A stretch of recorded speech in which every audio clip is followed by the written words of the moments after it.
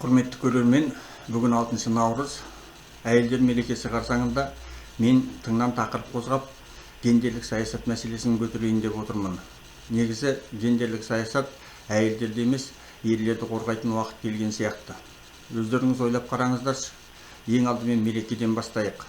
Ерлер мерекесі отан қорғаушылар күні деп аталады. Демек, өз мерекесі болу үшін ерлер белгілі бір қызмет атқаруы тиіс. Отан қорғау әрине қасиетті борыш, дегенмен де бұл факт. Ал әйелдер мерекесі жай ғана 8 наурыз деп белгілене салған. Ерлер мерекесі бір ел аумағында ғана белгіленеді. Демек, әр елде әртүрлі мерзімде өтеді. Ал әйелдер мерекесі халықаралық мәртебесіне ие. Гендерлік саясат мәселесін көтеріп жүрген адамдарды сіздер жақсы білесіздер деп ойлаймын. Солардың ішінде біздің ерлерден қай жеріміз кем?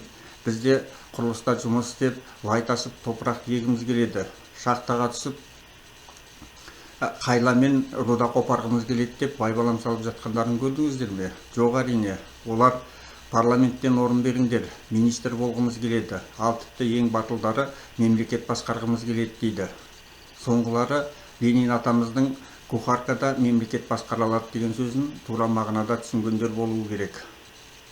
Өкінішке орай, потому что на 10 девчонок по статистике 9 ребят деп аталатын белгілі әнде өзектілігі күн сайын артып келе жатқан сияқты. Себебі сырға тағынып, боянып, гей клубтарды жағалайтындар біздің қандастарымыздың арасында да пайда бола бастаған сияқты.